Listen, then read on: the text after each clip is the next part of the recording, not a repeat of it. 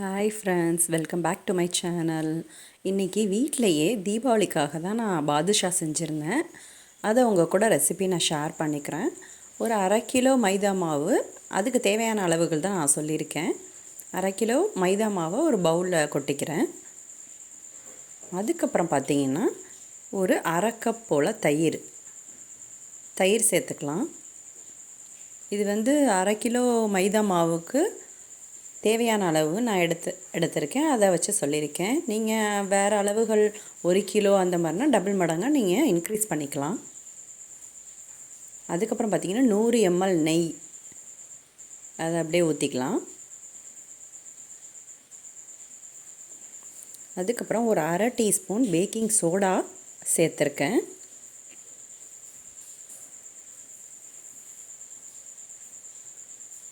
Baking soda சேர்த்துக்கலாம்.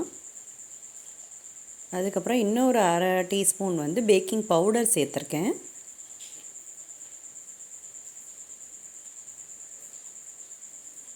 அதுக்கப்புறம் கொஞ்சம் தேவையான அளவு உப்பு சேர்த்துக்கலாம். ஒரு 1/2 டீஸ்பூன் போல் உப்பு சேர்த்துக்கலாம். அந்த ஸ்வீட்னஸ் எடுத்து கொடுக்கறதுக்காக தான் நம்ம உப்பு சேர்த்துருக்கோம். அதுக்கப்புறம் எல்லாத்தையும் மிக்ஸ் பண்ணிக்கலாம்.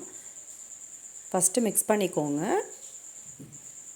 அதுக்கப்புறம் தேவையான அளவு தண்ணி இது மாதிரி ஒட்டாத அளவுக்கு மாவு பிணைஞ்சு வச்சுக்கோங்க. பரோட்டா செய்கிற அளவுக்கு பிணைய தேவையில்லை, லைட்டாக பிசைஞ்சால் போதும். அதுக்கப்புறம் இந்த மாதிரி ஷேப்ஸ் நான் செஞ்சு வச்சுருக்கேன். பாதுஷா ஷேப்ஸ் அப்படின்னு யூடியூப்பில் நீங்கள் போட்டு பார்த்தீங்கனாலே வரும். அந்த மாதிரி ஷேப்ஸ் நான் எல்லாமே மாவெல்லாம் பிரித்து இந்த மாதிரி நான் செஞ்சு வச்சுருக்கேன்.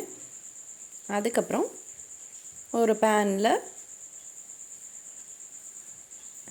சர்க்கரை பாகு செஞ்சுக்கலாம். 1/2 கிலோ மைதா மாவுக்கு 400 கிராம் சுகர் எடுத்திருக்கேன். 400 கிராம் சுகர் சேர்த்துக்கலாம். அது மூழ்கிற அளவுக்கு ஒரு 1/2 லிட்டர் தண்ணி சேர்த்துக்கலாம். இதுக்கு கம்பி பதம் சும்மா லைட்டாக பிசுபிசுப்பு தன்மை, அதாவது ஒரு கம்பி பதம் இருந்தால் போதும். நல்லா கொதிக்க விட்டுக்கலாம். நல்லா கொதிக்க விடுங்க. ஒரு கம்பி பதம் வந்தால் போதும்.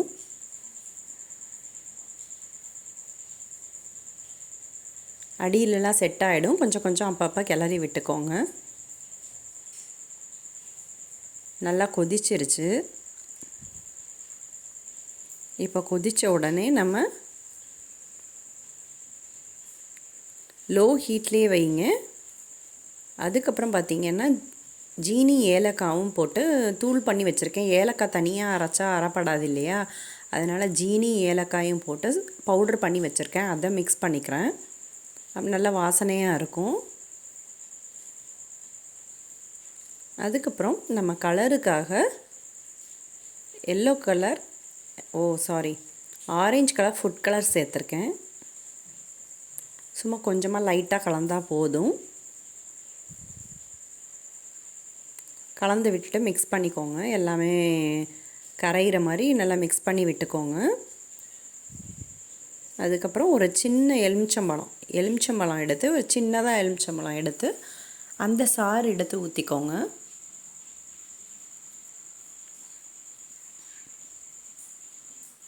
நல்லா ஃப்ளேவர்ஃபுல்லாக இருக்கும், அதுக்காக தான் இது சேர்த்துக்கிறோம்.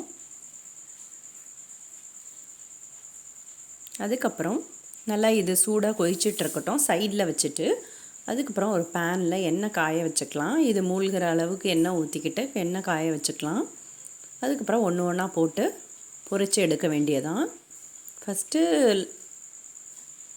நல்லா ஹீட்டில் வச்சுக்கோங்க. அதுக்கப்புறம் லோ ஹீட்டில், மீடியம் ஹீட்டில் வச்சுக்கோங்க. ஒன்று ஒன்றா போட்டு பொரித்து எடுத்துக்கோங்க.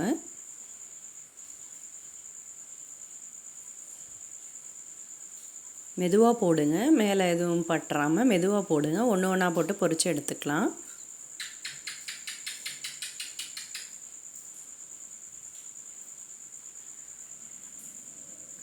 நல்ல லோ ஹீட்லேயே வைங்க, ஏன்னா உள்ளுக்குள்ளேயும் வேகணும் இல்லையா, அதனால் லோ ஹீட்லேயே வைங்க. இடம் இருக்கிற இடத்துலலாம் கொஞ்சம் போட்டு விடுங்க. நல்லா மூழ்கிற அளவுக்கு எண்ணெய் ஊற்றிக்கோங்க. அப்போ தான் 2 சைடுமே அட் அ டைமில் நல்லா வேகும். கொஞ்சம் நேரம் கழித்து பரட்டி விடுங்க, உடனே பரட்டி விட்டுறாதீங்க. எது ஃபஸ்ட்டு போட்டோம் அந்த சைடில் மாதிரி கொஞ்சம் லைட்டாக மெதுவாக பரட்டி விடுங்க.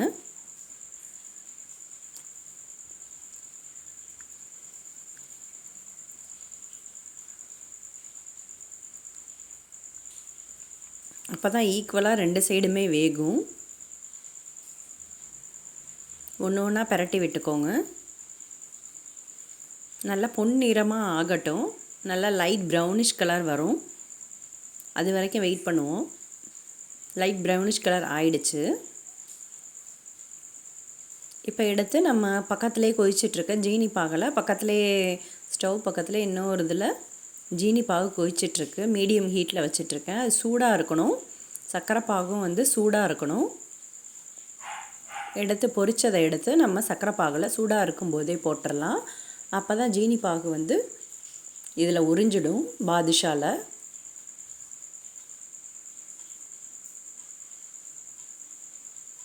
நல்லா எண்ணெயெல்லாம் வடிகட்டிட்டு எடுத்து போடுங்க.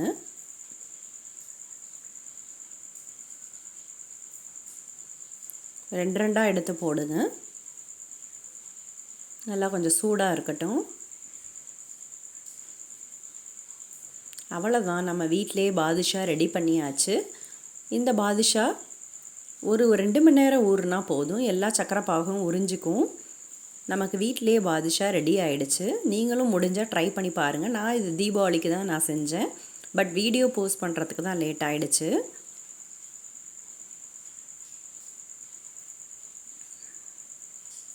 அது மாதிரி இன்னொரு ஷிஃப்ட்டும் போட்டு எடுத்தேன்.